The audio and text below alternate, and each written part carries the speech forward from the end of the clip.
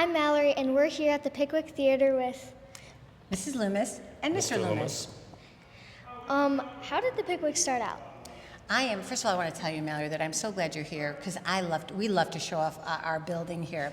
And the Pickwick Theater, how it really started, long time ago, back in 1928. the building was built. This particular time period, 1928, and you'll learn in social studies, which is a great topic, a very good subject, by the way. Back during that time period, it was right before the crash, the stock market crash. Yes. This was a time of where the country was doing really well. There was theater, buildings were being built, and this theater, which is Art Deco, was built back then during that time period. That's good, that's good. All right, how long has the Pickwick been standing?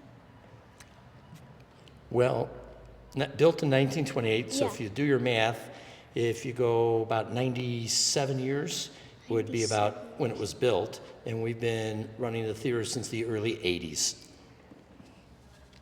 Okay, what are some unique features in the Pickwick?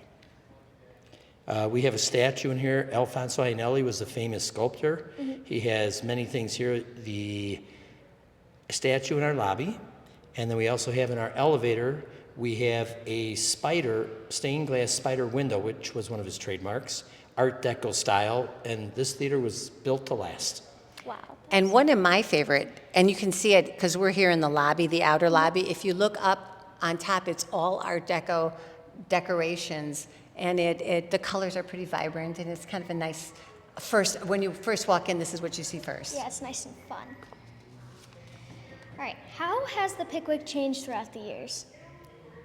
It started off as live theater. From live theater, it went to the talkies, or actually movies, silent movies, then the talkies came in later on. So it started off as live theater, did live theater and also silent movies, then silent movies to the movies with sound or the talkies, and we're still capable of doing live theater today. That's cool. What does the Pickwick have to offer? You know, I think the theater, because it's in the center of town in Park Ridge, and it's owned by our family, it kind of gives you that small town feel. It's not a chain, so the people that work here are usually people that live in our community. Their parents worked here, now they work here, so there's a real strong family tie here, a strong family connection here. So I think when people come to see a movie here, they feel as though they're home. They're in their living room watching a movie. So it's nice and warm. Nice and warm. That's a great way to put it. Okay. Do you know what snack is sold most at the Pickwick? Popcorn. Popcorn? Yeah. Everybody loves popcorn. And then soft drinks, of course. Candy, a lot of people like, but popcorn is #1 seller and keeps us in business. Popcorn's my favorite snack. Me too. I love popcorn.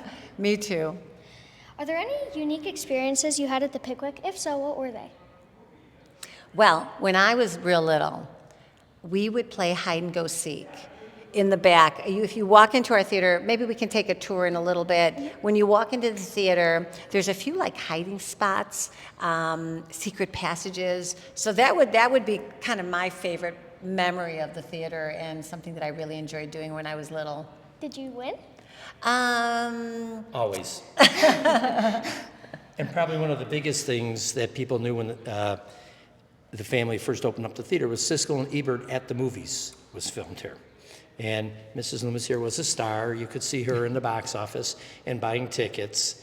And that was back in the early 80s. Then there's a movie that you might be more familiar with, Shake It Up. If you heard of the Disney production Shake It Up, they filmed the opening scenes, or when the two girls that want to be actresses would go to the theater, they would actually film our marquee.